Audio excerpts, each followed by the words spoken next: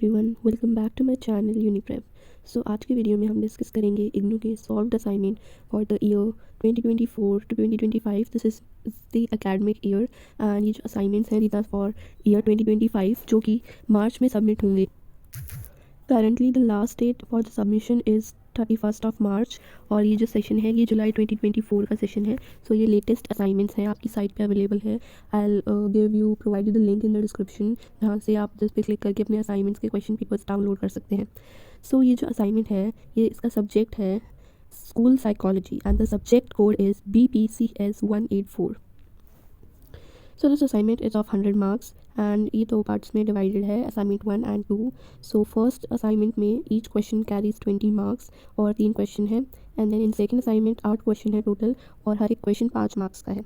So 8 into 5 40। So let's now come to the first question. So make sure to match your subject code, that is BPCS 184 School Psychology। Elective subject है ये, general elective GE का subject है। So this is the question 1. Discuss the historical development and current trends of psychology in school India. School psychology in India. So these are the points. Firstly आप थोड़ी सी introduction लिखेंगे and then you'll write about the historical development, क्या क्या हुई है early stages पे, then independence के बाद, that is post independence era में क्या क्या एमर्जिंग चेंजेस आए हैं। फॉर मतलब एक प्रिसाइसली हमें ये बताना है कि जो इंडिया के स्कूल्स में साइकोलॉजी कितनी इवॉल्व हुई है। Then emergence of professional bodies and this question, मतलब first second and third question जो है ये 3 मार्क्स ईच, 20 मार्क्स ईच हैं।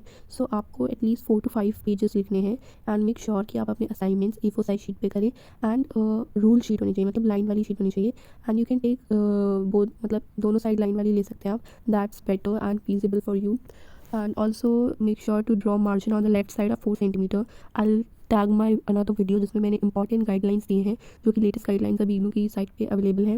You can check that video. I have properly explained what all needs to be done for getting higher marks in your assignments. So make sure to draw a left side margin of 4 centimeter. It's a strict instruction given on the side. You can check also. So coming to the question, then you'll write up current trends. पहले आपने लिख दिया कि past history में how it has evolved. Now you'll write about the current scenario, growing recognition, expanding scope. आजकल you can see that psychology is a subject which is like most investing upon, and it's really evolving so much.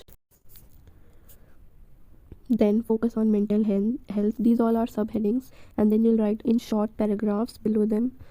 सारी एक proper heading देनी है, then उनके सब headings होनी चाहिए with short paragraphs. Answer ऐसे नहीं कि पूरे पेज पे एक ही पैराग्राफ में लिख दिए, that's not a presentable way to write your answers. Collaboration and advocacy, research and training. Then you'll write about the challenges we face in school, like lack of awareness in India, especially now it's not that much, but earlier it was really, people used to think psychology or someone with having any if someone is having any psychological issue or mental issue, people used to take it as a taboo. It was, and it's still a taboo in society. If you are going to see a psychiatrist or a psychologist, people think ये तो पागल है, ऐसी चीज़ें, मतलब it's really, our society is lacking awareness on this aspect. Then cultural sensitivity, limited resources, professional development, and then we'll write about कि future में क्या क्या हो सकता है, what all it will bring to our nation in future. Then coming to question 2, describe the principles of lifespan development according to the lifespan perspective. So lifespan theory भी है Erik Erikson की, इसमें हमें principles बताने हैं lifespan development के। So lifespan development you'll write in bullet points में लिख सकते हो आप ये answer, so that your answer looks structured. Multidimensionality, multidirectionality, plasticity. You can pause the video or take screenshot and write down these answers in your answer sheet. These answers are really well structured and framed, and you'll for sure get better marks in your assignments. Then आप historical and cultural context लिखेंगे, then multidisciplinary. Then coming to question number 3, discuss the different government programs targeted towards holistic development of children. So इस question में हम लिखेंगे कि हमारी जो government है उसने holistic means overall. So in this question हमें लिखना है कि हमारी गवर्नमेंट ने क्या क्या प्रोग्राम्स लॉन्च किए हैं for the development, holistic development मतलब overall development of a child in all the aspects, physically, emotionally, culturally, in every aspect क्या प्रोग्राम्स लॉन्च हुए हैं। सोसाइटी, हमारी गवर्नमेंट का क्या टेक है इस बात पे। So integrated child development services are launched. Then mid day meal scheme जो कि गवर्नमेंट स्कूल्स में बहुत चल रही है, specially in Delhi.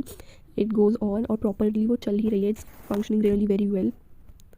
Then Sarva Shiksha Abhiyan जो कि 2017 में लॉन्च किया.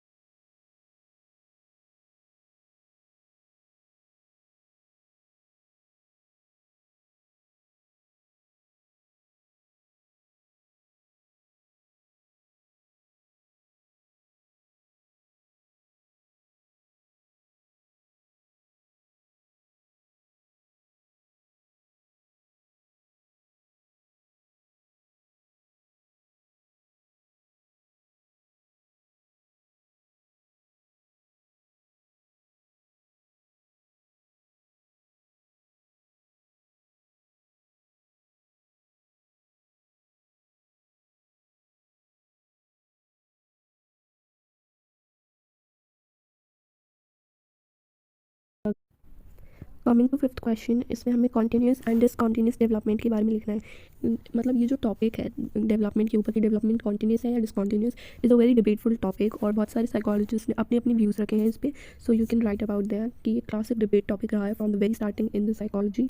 सो you write some about continuous development, फिर उसकी थ्योरीज हैं, देन डिसकॉन्टीन्यूस डेवलपमेंट. सो सारे साइकोलॉजिस्ट का अपना अपना व्यू पॉइंट है इस पर. बट इन जनरल जो हम मानते हैं वो ये है कि development is a continuous process. वो होता ही रहता है throughout our life from the womb to tomb it happens. It's written in our NCERT book, so we go by this statement only. So coming to question 6, role of environmental factors in individual differences.